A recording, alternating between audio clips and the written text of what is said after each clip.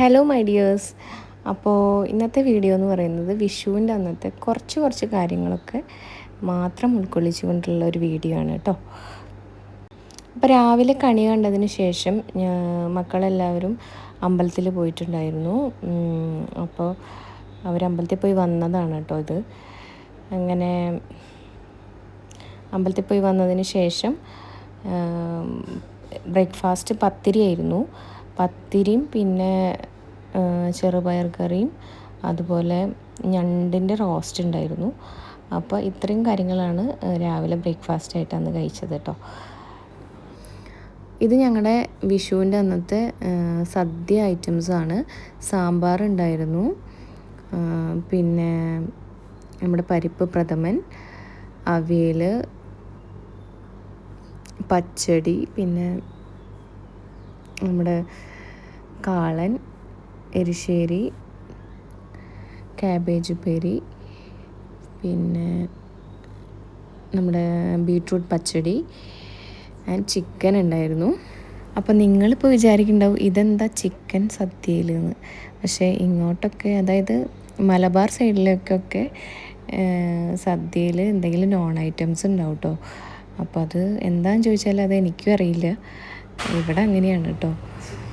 ഇത് ഞാൻ വെച്ചതാണ്, ഇത് ഞാൻ വെച്ചതാണ്, ഇത് ഞാൻ വെച്ചതാണ്, ആൻഡ് ഇത് ഞാൻ വെച്ചതാണ്, പിന്നെ ഇതും ഞാൻ വെച്ചതാണ് കേട്ടോ. അങ്ങനെ ഉച്ചയ്ക്ക് ഞങ്ങളെല്ലാവരും താഴെ ഇരുന്നിട്ട് ഫുഡ് കഴിക്കാമെന്നാണ് വിചാരിച്ചത്. അപ്പോൾ അതാണ് ഞങ്ങൾ ഇലയിട്ടിട്ട് അതിലെല്ലാത്തിലും ഐറ്റംസൊക്കെ വിളമ്പുകയാണ് കേട്ടോ. അപ്പോൾ ഇങ്ങനെ വിഷു, ഓണം അങ്ങനെയൊക്കെ വരുമ്പോൾ ഞങ്ങൾ സദ്യയാണ് ഉണ്ടാക്കിയിട്ടുള്ളതെന്ന് വെച്ചാൽ എന്തായാലും താഴെ ഇരുന്ന് കഴിക്കാമെന്ന് വിചാരിക്കും. അതൊരു രസമാണല്ലോ താഴെ ഇരുന്ന് കഴിക്കുന്നത്. അപ്പം അങ്ങനെ എല്ലാവരും കൂടി ഇരുന്ന് അങ്ങനെ കഴിക്കാറ്.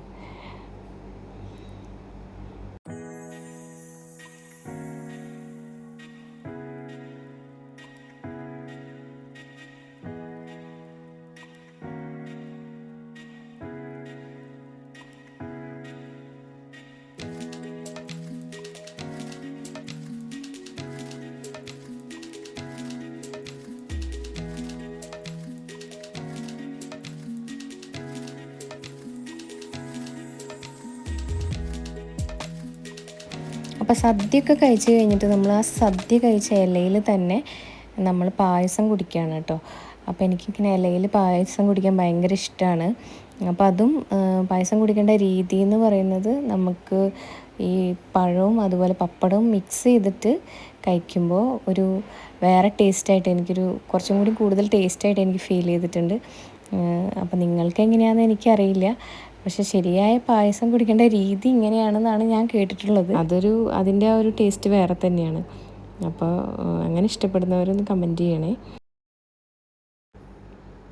അപ്പോൾ ഇന്നത്തെ ഈ ഒരു വീഡിയോ കുഞ്ഞൊരു വീഡിയോ ആണ്. അപ്പോൾ നിങ്ങൾക്ക് ഇഷ്ടപ്പെട്ടാൽ ലൈക്ക് ചെയ്യണം, ഷെയർ ചെയ്യണം, സബ്സ്ക്രൈബ് ചെയ്യണം. അപ്പോൾ മറ്റൊരു വീഡിയോ ആയിട്ട് നമുക്ക് വീണ്ടും കാണാം. ബൈ.